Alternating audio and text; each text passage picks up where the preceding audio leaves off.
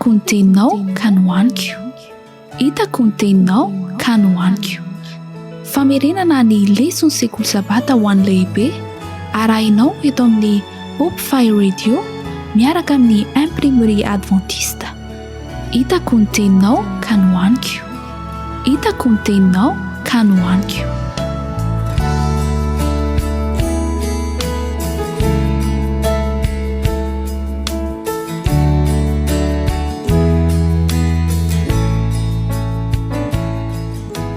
Mbola faly miaravantsika mpiara mianatra malala indray natratra izao fotoana afahantsika mianatra ny lesona sekoly sabata izao. Tonga eo amin'ny lesona fahadimy isika izay mitondra ny lohateny manao hoe ny fahatezeran'Andriamanitra fitiavana. Ny fahatezeran'Andriamanitra fitiavana. Dia niaraka nondrika ny lohantsika isika hivavaka aloha ny hidirantsika amin'ny lesona.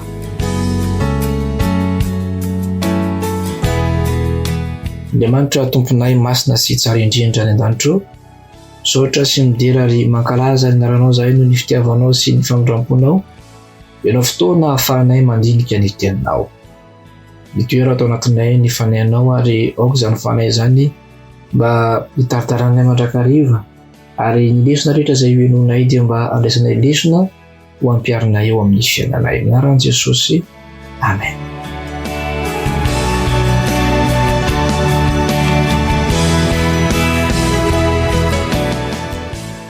Ny fahatezeran'Andriamanitra fitiavana.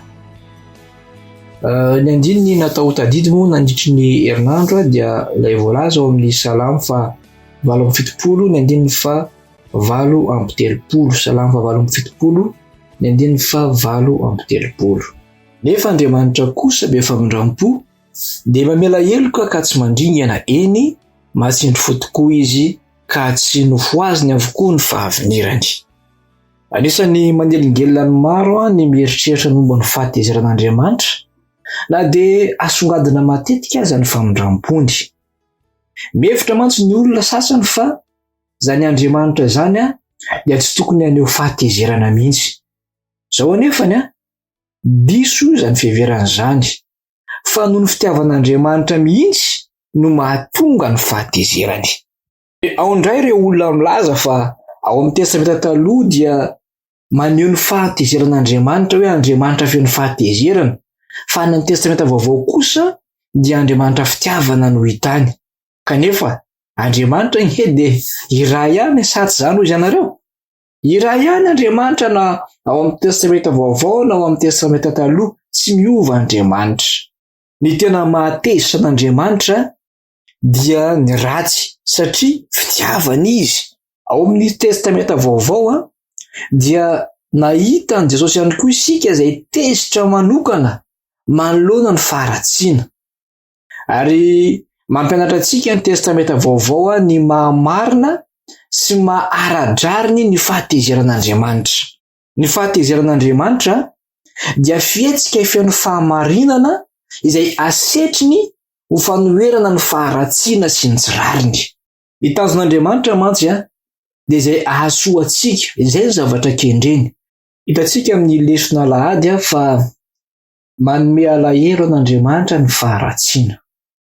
Ny Andriamanitra ivavahantsika mantsy ry mpiara-mianatra malala, raha Andriamanitra voalaza ao amin'ny Baiboly, ao amin'ny soratra masina, dia Andriamanitra tia ny marina ary mankahala ny ratsy.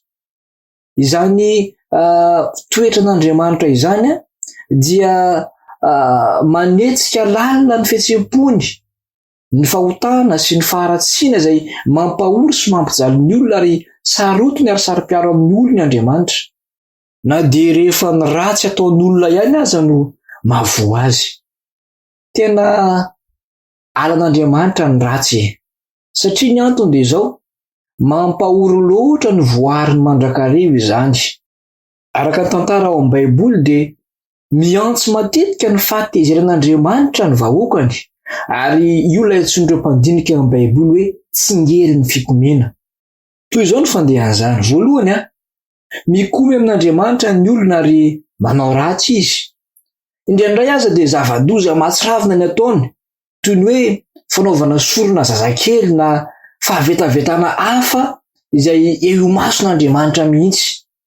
Rehefa avy eo dia miala amin'Andriamanitra arakaraka ny fanapahan-kevitry ny vahoaka. Ampahorin'ny firenen-kafa zareo rehefa avy eo inona ny ataony?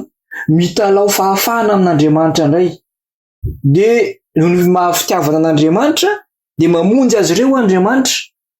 De miverina indray ilay fikomiana amin'Andriamanitra rehefa avy eo ary amin'ny fomba sahasah noho ny teo aloha indray nanaovana an'izany. Zany hoe izay le hoe tsingerin'ny fikomiana. Mikomy miala amin'Andriamanitra, ampahorin'ny firenena hafa, de rehefa avy eo mitalao amin'Andriamanitra indray de vonjen'Andriamanitra zareo amin'ny fitiavan'Andriamanitra, de miverina indray ilay fikomiana rehefa avy eo ary atao amin'ny fomba mihoatra noho le teo indray izany fikomiana izany. Eo anatrehan'izany fiveriverenan'izany faharatsiana sy ny tsy fahatokiana miarihary zany anefa de zao fahatokiana, faharipo, faharetana tsy misy fetra, fahasoavana matalanjona ary fangorahana lalina no aseritr'Andriamanitra ny tsy fahatokiana olombelona. Io Andriamanitra ivavahantsika io dia malahelo izy ny amin'ny faharatsiana izay ataontsika. Ary anisan'ny lesona tokony ho tsoahantsika izany fa indraindray koa isika dia mikomy amin'Andriamanitra, miala amin'Andriamanitra ary matsiaro mijaly isika rehefa avy eo noho ny fahotana izay ataontsika, noho ny vokatry ny fahotana izay iainantsika. De avy eo mitalao amin'Andriamanitra isika, de mamonjy antsika Andriamanitra, de miverina indray tsika amin'ilay fahotana rehefa avy eo. Fa ny tokony ho izy de izao: rehefa lavo isika, rehefa mikomy tamin'Andriamanitra isika, rehefa niala tamin'Andriamanitra isika ka miverina amin'Andriamanitra, dia tokony ho tazomina mandrakariva izany fiverenantsika amin'Andriamanitra izany. Ny Salamo 7:70 dia manambara ny momba ny fihetsik'Andriamanitra eo anatrehan'ny fikomiana. Manasanao mba haka fotoana manokana andiniana n'io Salamo 7:70 io, dia ho hitanao fa fitiavan'Andriamanitra ary mankahala ny ratsy izy.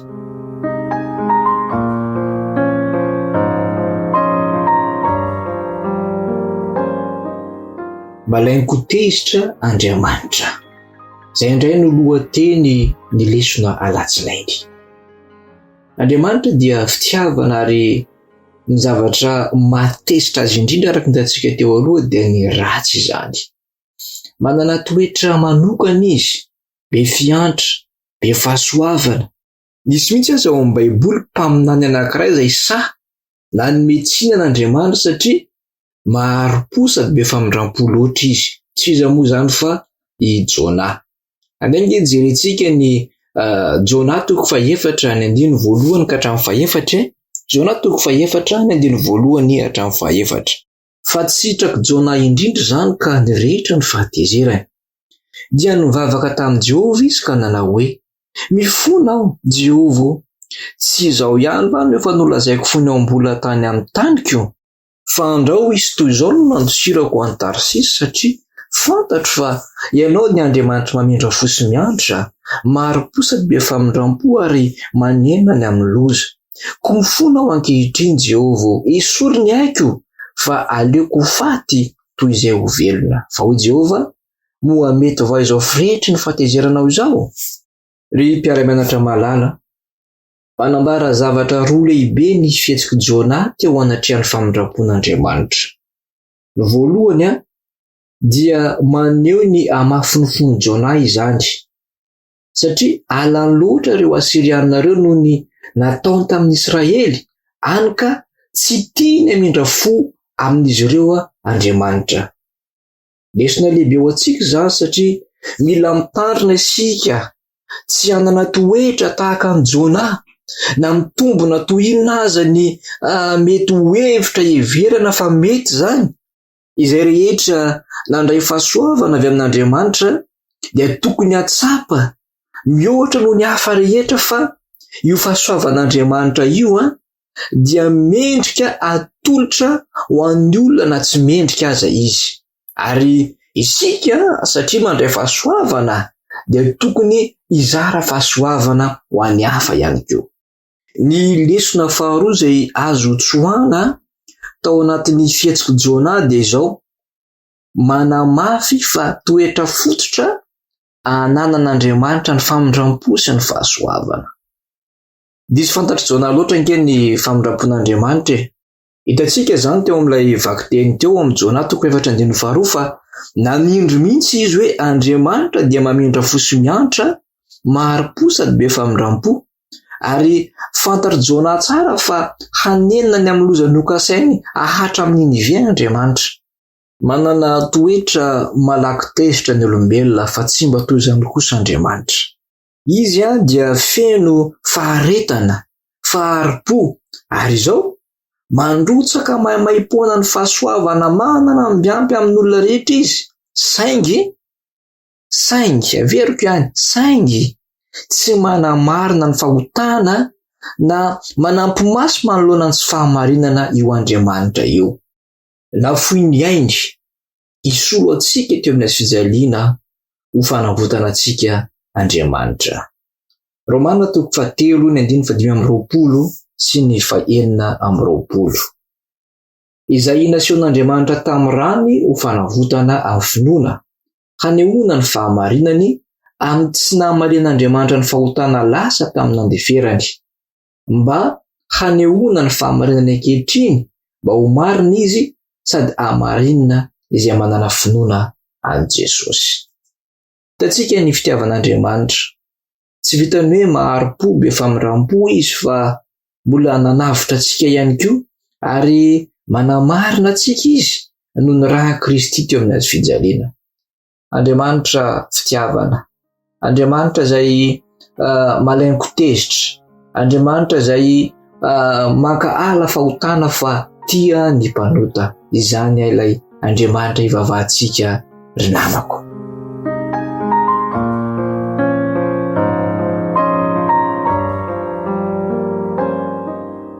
Fahatezerana ara-drariny, lesona talata. Ny Baiboly dia mampianatra fa misy ny antsoina hoe fahatezerana ara-drariny, ary hita izany satria Jesosy mihitsy dia anisan'ny nanao fihetsika fihaino fahatezerana ara-drariny tamin'ireo izay nanao ny tempolin'Andriamanitra ho toerana fivarotana sy fiherenjiolay mba hanararaotana ireo mpitondra tena sy kamboty ary mahantra. Hitantsika izany ao amin'ny Matteo 2:17 sy 2:12 zany. Dia mivakitsika ny Matteo 2:12 sy 2:17. Ary Jesosy niditra teo an-kianjan'ny tempolin'Andriamanitra dia nandroka izay rehetra nivarotra sy nividy teo an-kianjan'ny tempoly, ka nanjera ny latabatry ny mpanakalo vola sy ny fipetrahan'ny mpivarotra ny voromailala. Dia hoy izy taminy, efa voasoratra hoe, ny tranoko atao hoe trano fivavahana, fa ianareo kosa manao azy ho zohy fiherenjiolay. Amin'ny Jaona 2:2-5 dia izao indray ny voalaza. Dia hoy izy tamin'ny mivarotra ny voromailala, ento mivoaka ireto zavatra ireto, aza atao trano fivarotana ny tranony raiko. Ny zavatra natesitra an Jesosy indrindra dia nampiasaina hangalarana sy hampaholiana ireo izay marefo indrindra ny tempoly sy ny fanampivavahana, kanefa natao haneho ny fahasoavan'Andriamanitra mamela heloka sy manadio ny mpanota izany raha ny tokony ho izy. Noho izany, tsy rary ny vera ohatra ka naneho fahatezerana Jesosy tamin'izany zavatra izany. Nisy toe-javatra anankiray hafa koa hitantsika ao amin'ny lesona izay nahatonga an Jesosy tezitra. Rehefa nitady izay hiampanganan Jesosy ho mpandika ny sabata mantsy ny fariseo noho ny nanasitranany olona tamin'izany andro izany, dia nanontany azy ireo Jesosy hoe, inona ary no mety atao amin'ny sabata? Ny manao soa va sa manao ratsy? Ny mamonjy aina va sa ny mahafaty? Ao amin'ny Marka 7:1-4 izany. Nijerijery azy tamin'ny fahatezerana izy, sady nalahelo no mafonfony. Avy eo dia nositrano ilay lehilahy. Hitantsika zany amin'ny 5. Ny amafonfon'ireo vahoaka ireo, ny amafonfon'ireo fariseo ireo no nampalahelo an Kristy ka nahatezitra azy. Hatezerana ara-drariny zany ka raha mianatra malala. Hatezerana vokatry ny fitiavana izany. Tsy misy hafa amin'ny fahatezeran'Andriamanitra ao amin'ny testamenta taloha raha ny fahatezaran'ny Kristy izay nisy tamin'ny vanim-potoana teo amin'ny kianjan'ny tempolo io na tamin'ny fotoana izay niresahany tamin'ireo fariseo raha toka nanasitrana tamin'ny andro sabata Jesosy. Tsy tokony ho tezitra amin'ny ratsy ve ny fitiavana? Indrindra raha ny zavatra tiany no asiana ratsy, fanontaniana mipetraka ary fanontaniana manitikitika izany, ary tsirairay avy dia samy manana valiny tokony aneo izany. Fa raha za manokana dia izao hoe raha manana fitiavana ny olona anankiray ka mahita tsy mety ataony anankiray dia tokony aneo fahatezerana, nefa ny fahatezerana ara-drariny tahaka ny fahatezerana izay naseho n'Andriamanitra nanoloana ny zanany, ary ny fahatezerana izay naseho ny Kristy nanoloana n'ireo mpiara-belona tamin'izany fotoana izany.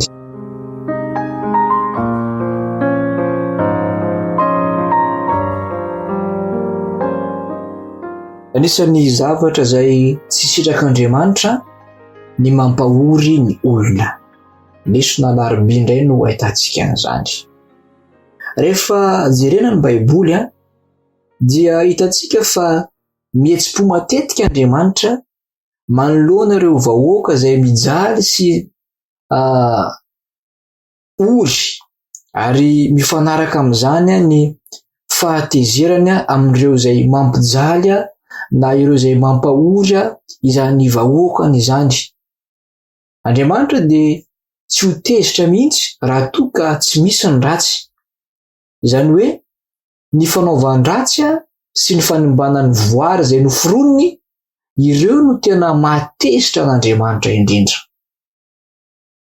Araka ny voalaza mantsy ao amin'ny fitomanina toko 7:1-3 ka hatramin'ny 7:30 dia tsy sitrak'Andriamanitra ny mampalahelo ny olona. Dia ho vakiantsika izay voalaza ao amin'ny fitomanina toko 7:2-3 sy 3:30. Eny, fa na dia mampahory aza izy dia mbola hiantra ihany araka ny habeny famindram-pony, fa tsy sitrany ny mampahory na mampalahelo ny zanak'olombelona. Toetra n'Andriamanitra izany hoe mamindra fo izany. Tsy mba sitrak'Andriamanitra ny hampahory na hampalahelo ny zanak'olombelona, fa ny safidy ataontsika no mahatonga antsika malahelo, ary ny etraketraky ny hafa ihany koa no mahatonga antsika ho ory indraindray. Andriamanitra dia tsy maniry ny hahatonga loza ho amin'ny mpanao ratsy, saingy misy farany zavatra rehetrarehetra. Ny fitiavana dia mitaky fitsarana ara-pahamarinana. Hita miharihary io fahamarinana io ry mpiara-mianatra malala ao amin'ny faharetan'Andriamanitra mamela hatrany ny heloky ny vahoakany sy ny fanomezany azy ireo ombenombeny fahafahana hibebaka sy havana aminy. Impirimpiry tokoa moa Andriamanitra no miantso ny vahoakany amin'ny alalan'ny mpaminany, fa tsy mety miaino izy ireo.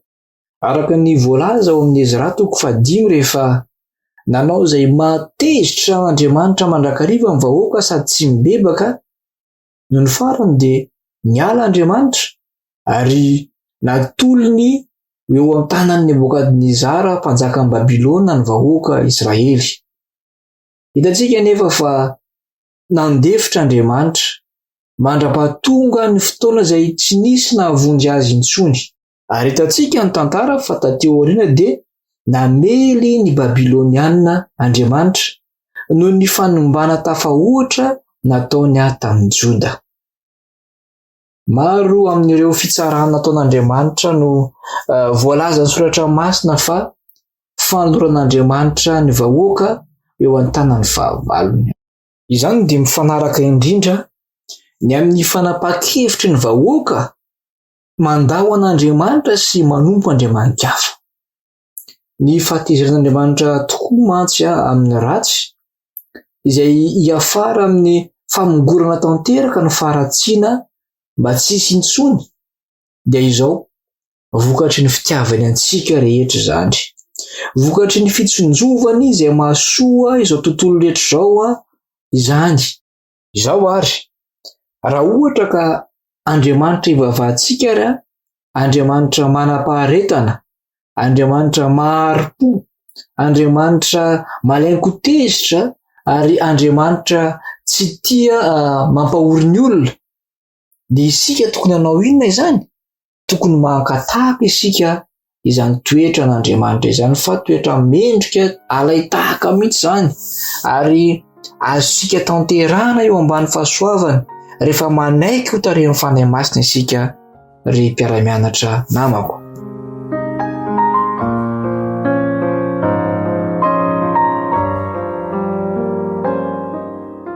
Miantra, io indray no lohateny alakamisy. Ny fahatezeran'Andriamanitra dia tsy hoe aran-tsy-toetra na koa hoe tsy fitiavana, fa mifanohitra amin'izany tanteraka. Hitantsika izany ao amin'ny testamenta taloha sy ny testamenta vaovao. Tezitr'Andriamanitra noho ny fitiavany.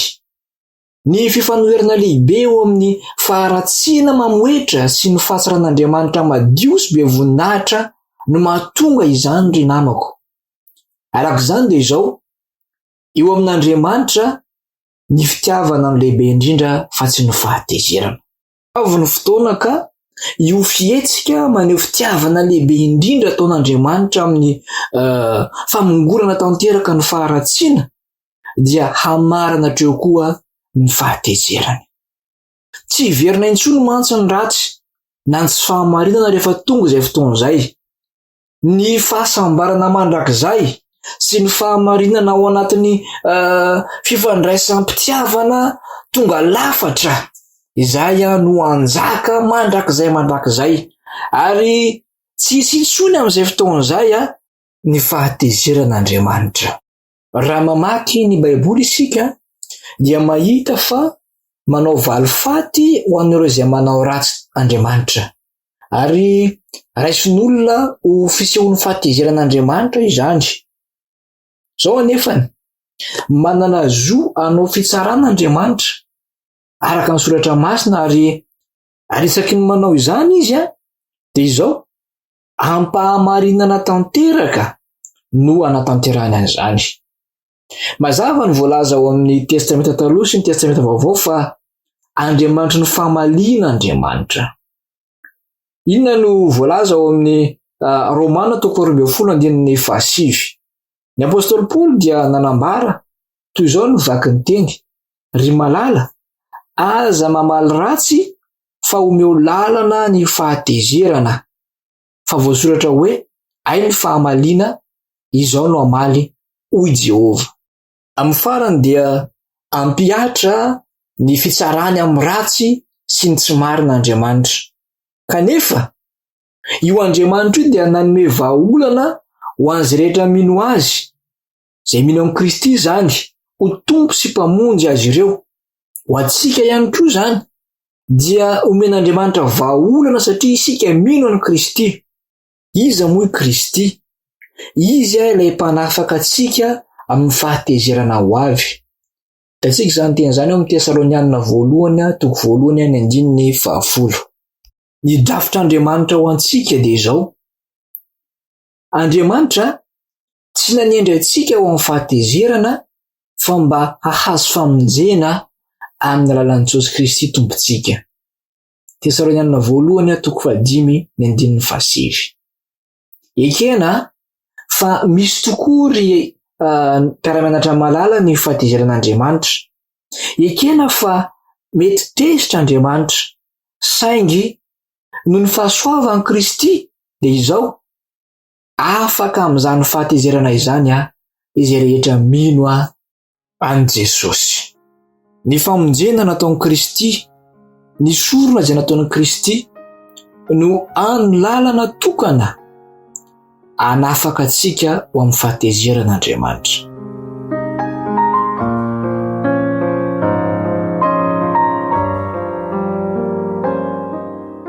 Eo amin'ny fianarana fanampiny ny fizarana zoma moa izany, ny fizarana farany dia izao: misy mpanoratra anankiray dia tsy iza fa Ellen White izay nanoratra momba ny fahotana zanak'Israely tamin'ny nanamboarana ilay omby lahy kely volamena ao amin'ny boky Patriarika sy Mpaminany 7:20. Meloka tamin'ny fivadiana ilay mpanjaka tamin'ilay nampanantenany ekena sy araina an-tsitrapony Israely. Tsy maintsy nofaizina ny mpamadika mba ampijoroana ny fitondram-panjakan'Andriamanitra. Eto dia nampiseho ny indrafony tamin'ny fanomezana ny tsirairay avy safidy malalaka sy fotoana ibeban'Andriamanitra, nefa koa tsy nanimba ny fahefana ananany lalàna navokany. Ireo izay nikiry biby tamin'ny fahotana nataony ihany no novonoina.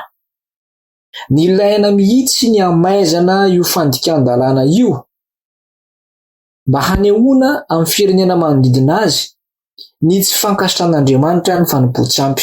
Ankoatr'izany, raha niampanga ireo firenena manodidina azy ny zanak'Israely taty aoriana no io eloko io, dia ireo kosa niampanga azy fa niankoka nivavaka tamin'omby lahy kely tao Horeba.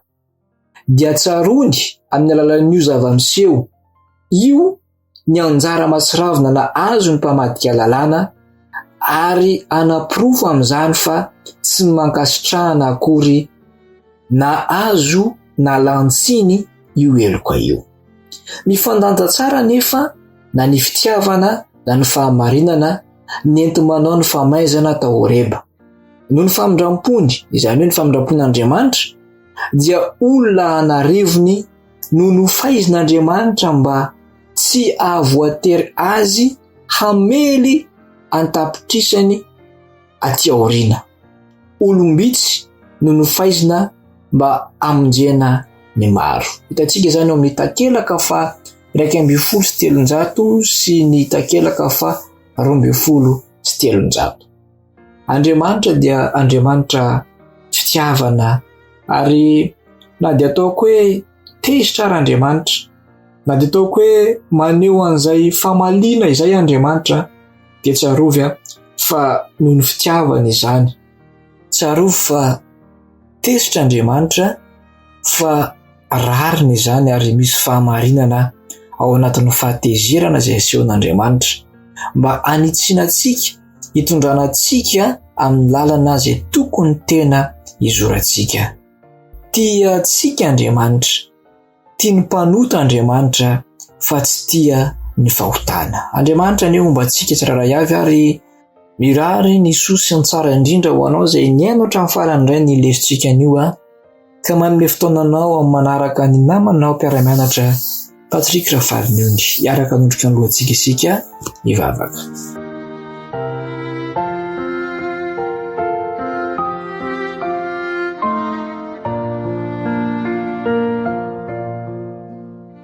Andriamanitra, misaotra anao izay noho ny famindram-ponao sy ny fitiavanao, ka na indraindray ary raha tezitra ianao dia mahasoa anay izany, satria anitsy anay ny tanjona ary fitiavana mandrakariva no tanjona izany.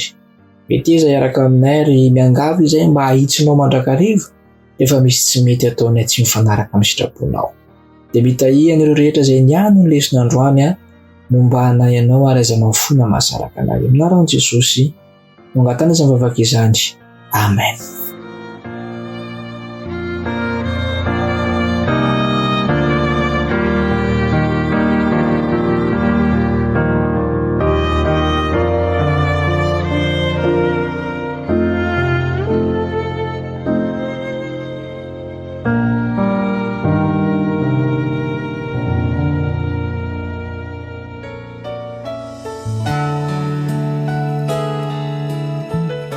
Hitako ny teninao ka nohaniko.